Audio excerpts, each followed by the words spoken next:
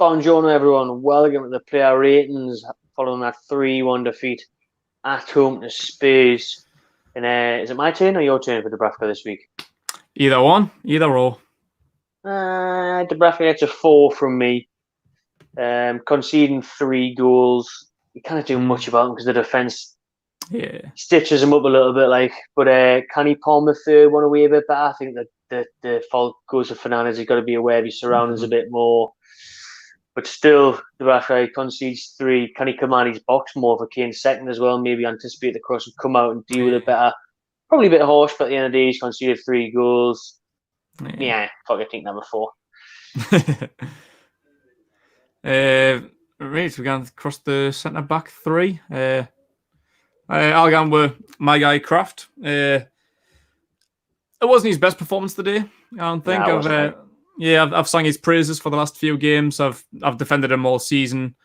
It's still a role that he's not really that familiar with. He's like a right back, not a right wing back, not a centre back. So he's been asked to play like loads of roles this season, which is why I've defended him. And like the times I actually have seen him as a right back, the Bournemouth game and the one after, he was class. Had no problem with him. But today playing on the right hand side of a centre back 3. Didn't really do enough. Just average. He's poor for Son's goal. He's very poor for Son's goal. Doesn't close him down. It's a half-arsed attempt at getting a block in for the first goal. So, he's had a poor game of the day. Was that Krafth, that one, was it?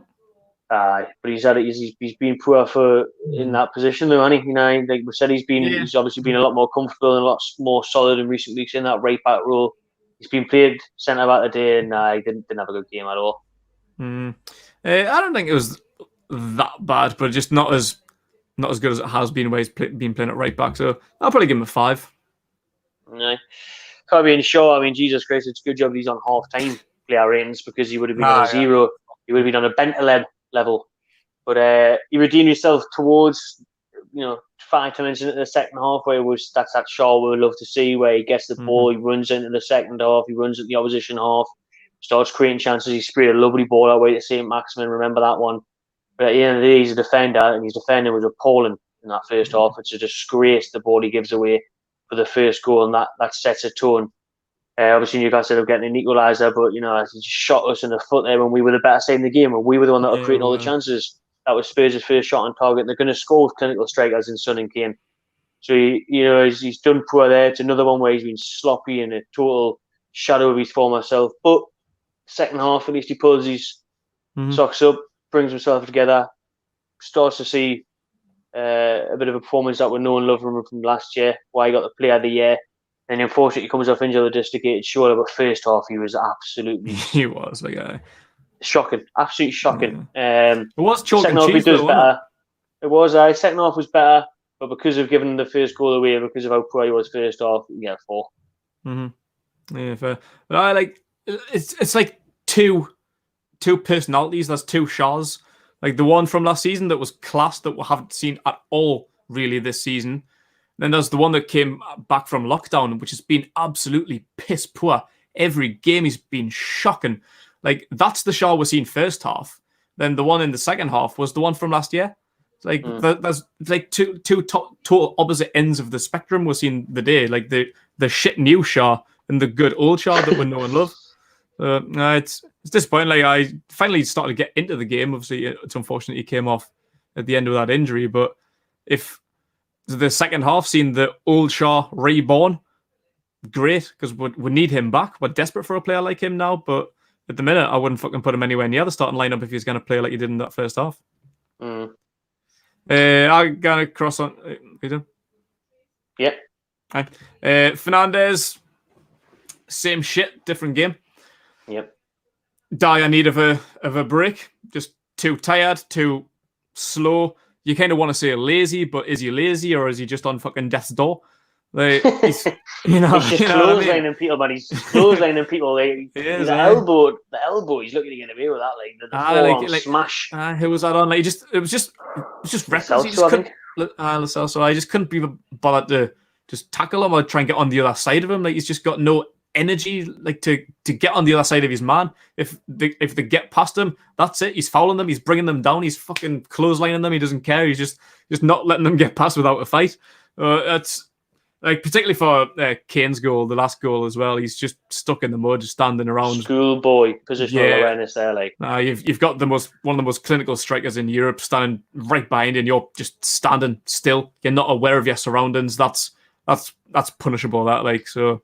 He just needs a good break. Honestly, Brucey needs to fund him a holiday after this. He needs to get him. Just needs to again put his feet up, relax. But we can't see him anymore. I think we're desperately missing Lascelles. The last 2 games Lascelles has missed out on, it's been known. And now Lascelles has had some stick over the last year or so. He can be inconsistent, but you see when he's not there how much it affects the team. And I think like Lascelles can carry people. I think he can put Fernández and Schär on his back and move them forward. So I think he's a massive miss today, and it's unfortunate that Lascelles has picked up another injury because that's another game that Fernández has had to play. If Shaw's dislocated his shoulder and can't make Brighton, that's probably going to be another game Fernández is going to have to play. Honestly, he needs a bonus. He just needs a cuddle off somebody or something. I don't know. But he just needs time out. He shouldn't have started any of the last 4 games.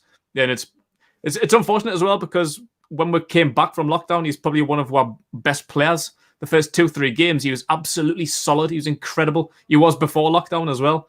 But just too many games in quick succession. I think he's was he like 31 or something now? He's on like the wrong side of 30, I think. Like it's not good playing somebody that many minutes against another 90 minutes that he shouldn't have played. So it's unfortunate, but again, I'll probably point the finger at Brucey for. Well, it's not even Brucey's fault this time. It's just lack of options. It's just nobody else could play there. So, yeah, just another disappointing performance. But I'll blame his fatigue more than his performance. But it's a 4. I got into the wing backs now, and on the right was DeAndre Yedlin, and he is on holiday, and he doesn't want to be here anymore. I mean, it came out the other week, didn't it? Straight after the full-time whistle, that his agent has been in contract talks. Been straight speaking to the St. James Park hierarchy and the representatives about his future. He's clearly away. He is massively away. His head's away, his body's away, everything's away. And he was rightfully taken off in the 50-odd minute. That was one of the worst performances I've seen in Newcastle shirt in ages because there was no effort. And that's saying something. No effort at all. That time when he's got the ball at his foot and he's just waiting for someone to come around and take it off him. He was just walking about the pitch. He gets the ball and he doesn't want to do nothing with it. He was the same for the first goal, for Sun's goal, where no one's closing him down. There's half-arsed efforts. That was shocking by Yedlin. Turning the back eye. Pure disgrace. Brucey shouldn't have waited till the 55th minute. Nowhere near that. He should have been way gone before then. He should have been pulled up at half-time. Embarrassment tonight, Yedlin. I doubt we'll see him again. If we do, we shouldn't put it that way, at least, because he's clearly not going to be here next season. He's clearly away. And he was playing that way. He was playing like Owen when he left because he knew he was going away and he didn't want to get injured for his next club. He was pulling out of everything. He was not getting on the ball. He was giving it away on purpose so he didn't have to touch it. Diabolical tonight from Yedlin. He can have a 1. I don't even know why he gets a 1. You just got to think, though, like, I think Brucey knows he's not part of the future plans, but if it wasn't for Danny Rose being ineligible, he wouldn't have started. He wouldn't have seen the pitch today if Rose was available. And it's obviously unfortunate that Manquillo's in the same boat as what Fernández is. I think like both of them needed a rest. Thankfully, there's been more option at fullback. Like Fernández hasn't had that luxury. So Yedlin or somebody, Ritchie or Lazaro, has been able to come in. So Yedlin got a chance to fill in for an ineligible Rose and a tired Manquillo, and he was shit for the day. But his counterpart on the left-hand side, Matt Ritchie, I thought he had a great game, to be honest. He's one that's very inconsistent. Like sometimes when you see him in the starting lineup, you think, really? Like, can we not do better than that? Like you probably would have preferred to have seen Lazaro there, or maybe he's like Matt Ritchie in place of Yedlin as a more of a fullback and have Lazaro in. But Ritchie, he put in some great balls. Like that's kind of what been one of my biggest criticisms of him up for a long time now. I don't even know how long that dates back. As a winger, sometimes his crosses are just like, that's fucking shit. That's like, because he used to be minced. Like when we first signed him, he was huge in his first 2 seasons with us. He was a fan favorite, but now the only thing that carries him is his passion. But today, like it was like a bit of the old Matt Ritchie. Like, he was class, made a couple of great balls in. There was one where he cut in on the left-hand side and whipped it in with his right foot. Pinpoint. Was that on Shelvey's head, was it? Shelvey should have done better than that. It was the training ground routine and that from the corner when Almirón blasted over a lovely little drill ball into the box, and then obviously the finish. Wallop. The goal. Yeah. Cunt. What a fucking goal that was. Like, I think we need a bit more of that. Like I've been saying for the last couple of weeks, we need players that can just test keepers, shoot from long range. If you say, like, you're not going to win the lottery if you don't buy a ticket. Like, I'm sick of players just kind of dilly-dallying, trying to walk it into the box. Like, when Matt Ritchie's got the ability from range, Shelvey has, Saint-Maximin has, but don't really say enough of it. Ritchie's the only one with the balls to actually give it a go. And from today, and from the goal he scored against Sheffield United, you can see the outcome. It's funny that when you shoot, sometimes you score. Mad. Weird that, like, innit? So fair play to Matt Ritchie, had a decent game, made a few good crosses, got stuck in, great goal, 7. Who else we got? Matt Ritchie on the wing backs. We're moving into midfield now. I'll take Shelvey in the background there. I thought he was tremendous there, Shelvey. He should score. He should score. It's on a play. He heads it over from that close, but he can skid off the top of his bonds. Maybe if he had Yedlin's afro, that counts in. But Shelvey's bread and butter is his delivery. That's what he's based his career on. And today, it was as accurate as I've ever seen it. You think of the Gayle one. The Gayle one's beautiful to watch. Beautiful to watch. Gayle does well now, beats his man, but Shelvey's delivery was on point today. He was getting on the ball a lot. He was showing a lot of energy and enthusiasm where sometimes can go missing throughout games or for the entire game. For the entire game this time, he was always active. He was always on it. He was always looking to make things happen. So I'll give him a 7 today, Shelvey. Yeah, it was good. And his counterpart, Bentaleb, who obviously you give a 0 to last week, fully deserved. Absolute dog shit. Nobody wanted to see him in the starting lineup, but he's another one who's pretty much forced to play with Hayden and Longstaff being out, Sean Longstaff, Matty's contract debate, Jack Young still being too young. He's been forced in, really, had to play the day. But I think he wrote a few wrongs from his game last week. I thought he was actually pretty decent. He was making some decent passes. 1 or 2 went a bit astray. I think he was a little bit sloppy at times, so it wasn't perfect by a long stretch, but he made a few good passes, a few long-range passes as well. It was a lot better performance from, like, that's chalk and cheese as well. The Man City performance, today's performance, massive, vast contrast. Yeah, decent enough, as I say. It wasn't perfect, but I think it's worthy of at least a 6 of the day. Like, he was good. Still not great, but good. Yeah. I'll take Saint-Maximin. Saint-Maximin by 4 every single week. Newcastle's best player on the pitch, and he falls from grace at the end. Though it's a poor ball across the box, Spurs go and get the winner. But without him, we've been out, and we've seen it without the games that he hasn't featured. And I mean, I've said it in the watch long, I've said it in the review. There will be clubs lining up for Saint-Maximin's signature this summer. That's why we need the takeover to happen, because when we're live on TV, like every game has been, there'll be numerous people watching that, wanting to get him at their club, and we'll have to persuade them big time to stay this summer. No one knows what to do with him, whether it's Aston Villa, whether it's Tottenham, whether it's anyone. They can't handle him. He was giving Son samba lessons all night long, dancing around people, taking on 2, taking on 3. He deserved to go for a night's performance. Another man of the match for me, 7. I'd give him an 8, but he didn't get an assist or anything, so 7. All right. Miguel Almirón, again, I thought he had a great game today. Got right stuck in. First half particularly energetic, chasing everything down, finding some good little pockets in the middle of the field, open space. It's just unfortunate he missed a couple of chances.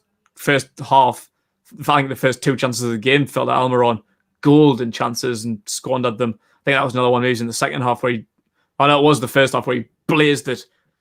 Yeah. I think out of the stadium. I think he had another one in the second half as well. Like, he definitely didn't have his shooting boots on the day. If he did, he could have had a hat-trick the day. We could have been 2-0 up in the first 20 minutes if he had his shooting boots on. But other than his woeful striking ability, everything else was great. Like, as I say, he got right stuck in, showed a lot of energy. He's another one that I'm pleased started. It looked like him and Saint-Maximin may have missed out today. Going back to the Man City game where them 2 missed out, as well as Lascelles, then came back against Watford. It was a total different change of pace, like in the first 10, 20 minutes against Watford. with them two up front and Lascelles at the back, it was a completely different team. And I'm saying, like, I'm pleased them two played up top today, showing great pace, energy, great attacking intent. So decent performance from Almirón, but I'm disappointed that he couldn't have done better, at least getting a couple of them chances on target. Like, just getting them on target's half the battle, and he sailed most of them fucking high, wide, and not at all handsome. But I'll probably give him about a 6 for the day. Mm-hmm. Dwight Gayle, he can have a 6 as well. I thought Gayle was good today. He'd be disappointed to come off now because Julian was shite when he came on. Got to say that. But Gayle, real striker's instinct, which is far from what Joelinton's got for that Shelvey chance we mentioned. Shelvey on the right hand side, whips it in. He's at Sanchez. He beats Sanchez. He beats Alderweireld, sticks his head on it, does everything you'd ask from him, puts it across the Reese's goal mouth. He's so unlucky that it hits the post. He's doing well again to drop deep battle for being a short lad against some big, tall centre-backs. He's doing well to out-muscle them. He does lose it once or twice, but his link-up play is getting better. Like I say, he's in the right place at the right time. There was one chance where Shelvey, another one whipped across. Didn't see a replay of that one, whether it was just too much momentum on it, just out of his grasp, toenails away from getting on the end of it. But Gayle, he looked a bit of a threat tonight, and he was unlucky not to get that goal when it hit the post. So he can have a 6. Yeah. That's a starting 11. We're going on to, I think there's only one really worth talking about, and that's Valentino Lazaro.